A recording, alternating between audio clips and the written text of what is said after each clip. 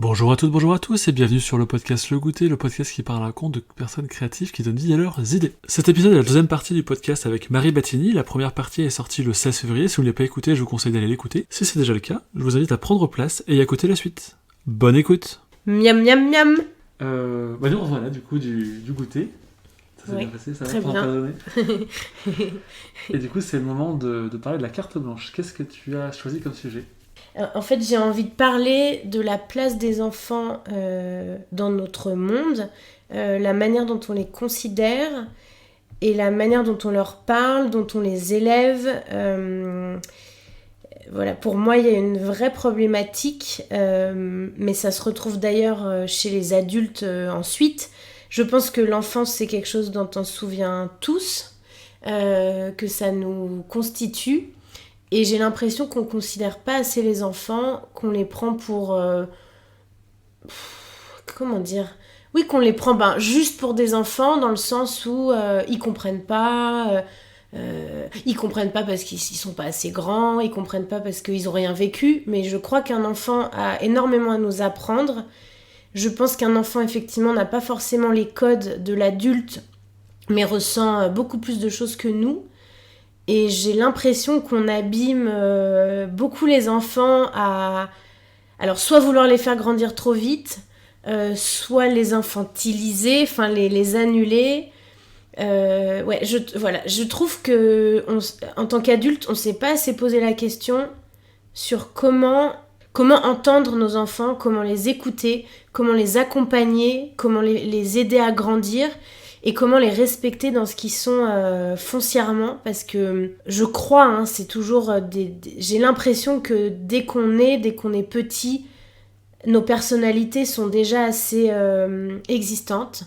Et qu'un adulte peut soit bien accompagner un enfant, soit l'abîmer parce qu'il n'aurait pas assez considéré. Voilà. Donc je crois qu'il y a un énorme travail à faire, mais juste d'accepter qu'un enfant est un être entier et qu'il n'est pas stupide.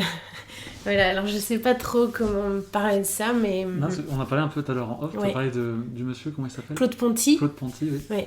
Tu me disais que tu avais entendu une interview. Effectivement, j'ai posté cette interview sur Facebook et je trouvais qu'il le disait beaucoup mieux que moi. Alors là, je l'ai pas en tête complètement, mais oui, c'est ça la place de l'enfant, et que un enfant, c'est pas un être bizarre et à part, on vient tous de là, quoi. Il y a quelque chose où...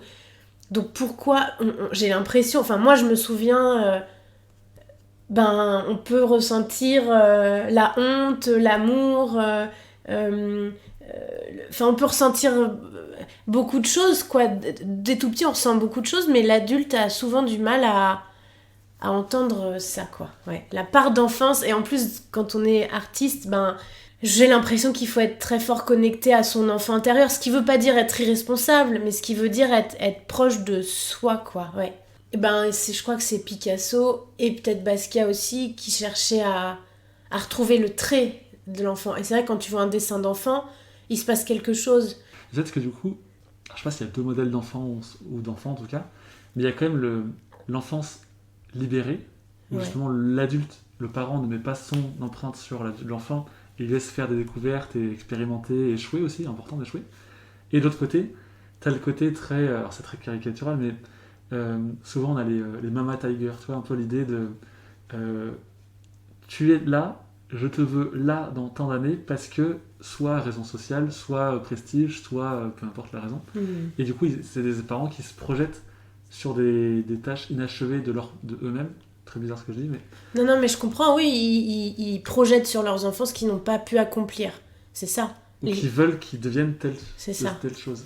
Je pense qu'une enfance abîmée, c'est irréparable. Alors peut-être que je m'emballe, j'ai pas d'effet à te donner concret, mais c'est un sujet qui me touche. Mais bon, je voudrais qu'on mette de la joie malgré tout là-dedans, mais je suis pas sûre qu'il y ait deux modèles. En tout cas, ces deux modèles existent. Mais c'est vrai qu'il y a aussi le modèle de l'enfant roi. Absolument ne rien refuser à son enfant, tout accepter, tout ce qu'il fait, par peur de pas être aimé aussi. Il y a aussi ça, la peur de l'enfant, la peur du parent, la peur du parent qui qui a pas confiance, et donc mon enfant il faut qu'il m'aime, sauf qu'un enfant n'est pas une chose. Tu vois, voilà. C'est vrai les adultes on projette beaucoup de choses, soit on leur projette trop de choses, effectivement on leur demande beaucoup, soit on les ignore, soit on les maltraite. Enfin, il y a plein de degrés, hein. Je vais pas aller là-dedans, c'est pas... Voilà. Mais c'est... Voilà, et oui, ce que je voulais dire pour amener dans un truc plus joyeux, c'est qu'un enfant, enfin tous, hein, j'ai l'impression qu'on a d'abord appris à dessiner, avant de savoir écrire ou avant de savoir lire. Et voilà, et donc je lis vachement, moi, l'art à l'enfance, et à l'impulsion créative, à la pulsion créative, et à... Oui, et tu sais, on parle souvent, j'ai l'impression qu'il y a eu ce terme beaucoup, la sérendipité, qui est venue, et je pense qu'un enfant, si on le laisse bien évoluer, pourra être créatif et pourra vivre sa vie libre, c'est un grand mot, mais voilà, heureux, quoi. Moi, je vais faire l'avocat du diable, du coup, mais... Oui, vas-y. T'as parlé qu'en étant enfant, on fait surtout du dessin. Moi, je sens que c'est un peu un pis-aller, en mode... on peut le laisser déborder, entre guillemets, de ses coloriages, parce que c'est pas grave, c'est pas ce qu'il fera plus tard. Oui. En mode, le dessin, ce sera toujours un loisir, et jamais une activité professionnelle. C'est là où tu voulais en venir. Non, ce que je voulais juste dire, c'était que le geste du dessin arrivait très tôt dans la vie, mais alors je suis complètement d'accord, malheureusement, mais même quand tu vois le cours de musique, où on te fait faire de la flûte, qui la plupart du temps emmerde tout le monde, sur des musiques qui n'intéressent personne, effectivement, je pense, on part d'un constat que oh, mais c'est juste comme ça. Presque, on a tous envie d'avoir un enfant qui est comme Mafalda de Kino. Mafalda, c'est ma référence, hein. J'en ai un là. C'est vrai ? Je suis complètement folle de Mafalda. J'étais en Argentine et il y a une sculpture à Buenos Aires de Mafalda sur un banc, mais j'avais les larmes aux yeux, comme si, je sais pas, j'étais... Mafalda, ouais, c'est... Enfin, moi, comment dire, c'est marrant. Moi, je me sens hyper proche de Mafalda, quoi. L'état d'esprit, ça me... L'enfant comme ça, pas du tout insouciante, qui pense à des trucs hyper profonds sur le monde, et ouais, c'est fantastique. Et puis, chaque personnage qui correspond à un archétype. Ouais, Mafalda, moi, c'est ma BD préférée, ouais. Alors, mon sujet était pas lié à ça, hein. Non, mais tu vois, c'est-à-dire que c'est vrai que je sais pas pourquoi je donne l'exemple qu'un enfant apprend d'abord à dessiner, parce que mon propos est pas du tout de dire que tout le monde doit être un artiste. Je pense pas ça. Après, je pense qu'il y a des artistes en devenir qui ont été empêchés dans leurs gestes, ça c'est évident. Non, mais c'est plutôt moi, voilà, j'ai envie de mettre au cœur de je ne sais quoi, mais au cœur des discussions et de la manière dont on vit en groupe, en société, l'enfant. Et l'enfant en tant que personne, et l'enfant qui a des choses à exprimer, par exemple un enfant qui pleure, un enfant qui crie, voir au-delà de « il m'emmerde », mais voir qu'est-ce qu'il y a. Parce qu'en fait, leurs cerveaux, je pense, sont très fragiles. Alors l'enfant, ça va de 0 à je sais pas, 12 ans, je dirais, tu vois, j'en sais rien. Mais même encore, 12, 15, on est des petits, quoi.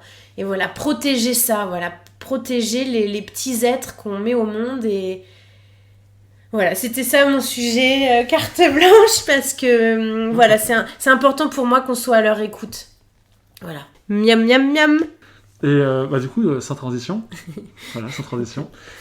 quel est ton mot préféré ? Alors, mon mot préféré, je pense que c'est douceur. Ouais. Ok, pas besoin d'explication. D'accord, très bien, douceur. Et du coup, c'est ce que je disais en off, mais le podcast Le Goûter, c'est aussi donc pour faire découvrir des personnes en face à face, en interview, en discussion, mais c'est aussi pour découvrir d'autres personnes. Donc, tu en as cité pas mal dans le podcast, ça c'est trop bien. Est-ce que tu pourrais nous en citer highlight 3, genre mettre 3 personnes en avant ? Oui, alors, c'est pas des personnes, j'imagine, qui ont forcément besoin d'être en avant, hein, mais c'est des artistes que j'adore. Donc, il y a Sarah Hillenberg, je crois qu'elle est allemande, et que j'ai découvert d'abord par son travail en paper art. Et aujourd'hui, elle fait des installations, je dirais, mais allez voir Sarah Hillenberg, C'est magnifique ce qu'elle fait, ça me parle beaucoup. Il y a Arnaud Goron, je ne sais pas si on dit Goron ou Goron. Donc c'est des installations en métal, souvent des visages ou des formes. Et il fait les vitrines d'Isabelle Marant, par exemple. Je suis fan de son travail et j'avais envie de parler aussi de Charlotte Lebon, donc, qui n'a pas non plus, je pense, à se faire connaître, mais en tant qu'artiste, elle fait des peintures, de la lithographie. Je crois que c'est de la lithographie. En plus, dans un atelier super à Paris, à Montparnasse. J'ai oublié le nom. Bon. Oui, aussi David Lynch qui allait faire ses impressions. Mais Charlotte Lebon, qu'on a découverte en Miss Météo. Hein, c'est un homonyme, mais non, c'est non, vraiment non, c'est vraiment elle. Que déjà, en tant que Miss Météo, je trouvais très drôle et très créative. Après, j'ai découvert... Elle était aussi mannequin, elle est comédienne. Et elle fait des illustrations... Enfin, je sais pas. En fait, elle a un univers. Et moi, ce que j'aime chez les artistes, c'est l'impression qu'ils ont un langage. Ils ont créé comme un... Pas un alphabet, mais ils ont leur langage, quoi. Ils ont leur langue et on les reconnaît. Ils font des choses différentes, mais voilà, c'est eux. Et voilà, ces 3 artistes, notamment, me parlent beaucoup. Après, j'en ai plein d'autres, mais voilà, c'est déjà pas mal. Avec tous les gens que j'ai cités avant... Oui. Non, c'est trop bien. Donc là, c'est la question un peu que je pose à la fin, qui permet souvent de conclure de manière rigolote. C'est quelle a été la personne connue que tu as rencontrée dans un contexte un peu rigolo, impromptu, original? Alors, je savais pas trop quoi dire.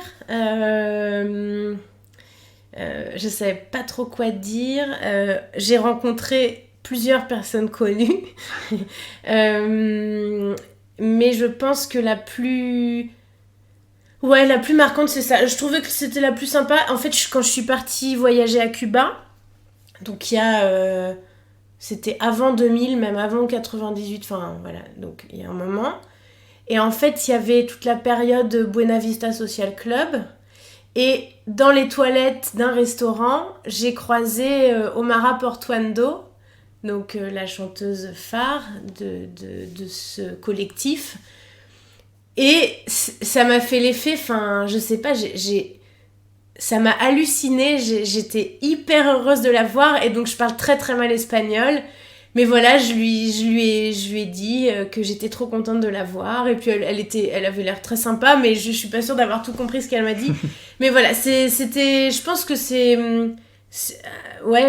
pas une anecdote folle, mais voilà, quand je l'ai vécu, ça m'a touchée, j'avais l'impression de rencontrer, je sais pas, la reine d'Angleterre, ou c'était, je pense que c'est le genre de personne que j'aurais jamais pu m'imaginer rencontrer. Et pourtant, là, j'étais à Cuba, mais voilà, bon, c'est ça. Après, j'ai d'autres anecdotes, je pense que je veux dire. Allez, je peux oui. En fait, mes parents m'emmenaient beaucoup au théâtre, et notamment, ils adoraient Galabru, Michel Galabru, et il s'avérait que mes parents habitaient dans le même quartier que lui, et à force d'aller le voir, et puis tu vois, de le voir à la fin de ses pièces, et puis de le croiser dans le quartier, c'est arrivé qu'on déjeune avec lui, et voilà. Et en fait, c'est juste pour dire que il était super. En fait, souvent on parlait d'image, et j'arrête pas de dire ça, mais ça pour moi c'était un vrai, quoi. Il était gentil, il était marrant, il était fou, et voilà, ça fait.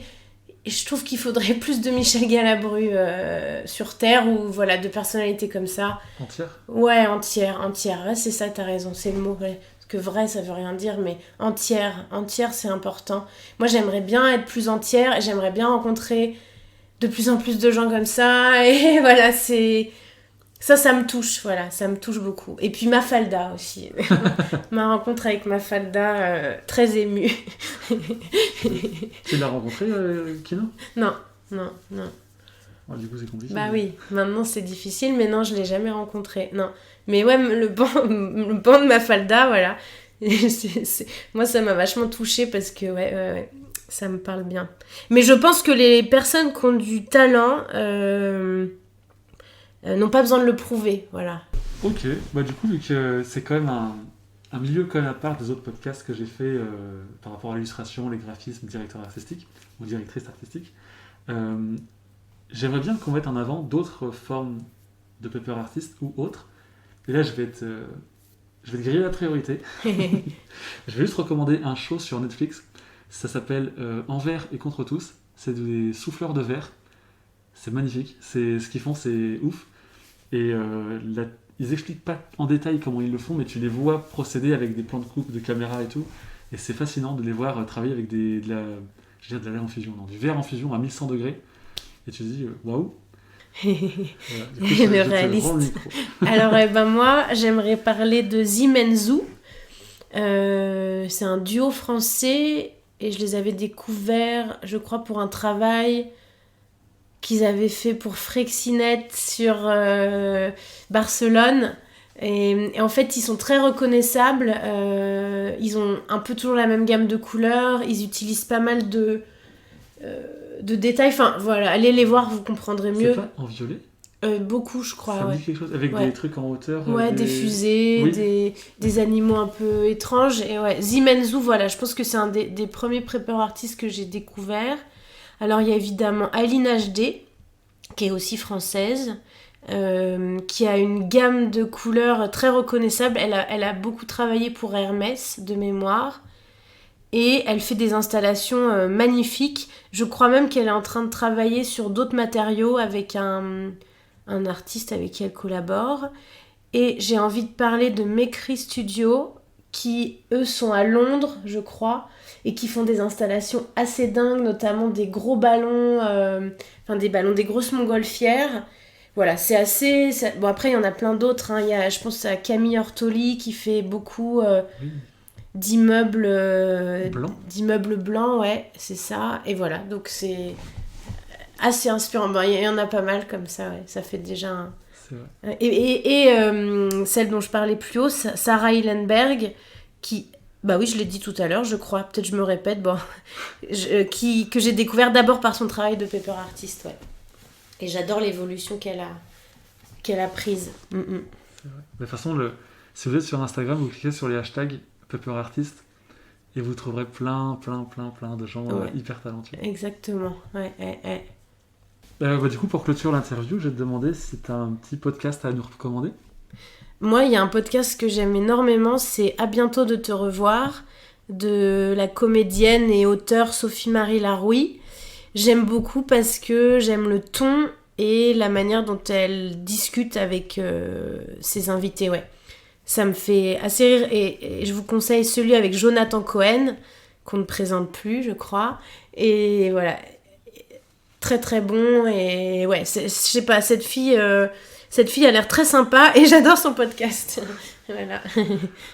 Parfait. Du coup, merci beaucoup. Merci beaucoup, c'était très chouette. Miam miam miam. Merci beaucoup d'avoir écouté cet épisode du podcast Le Goûter avec Marie Battini. Je vous donne rendez-vous le mois prochain pour une nouvelle interview. D'ici là, ciao ciao.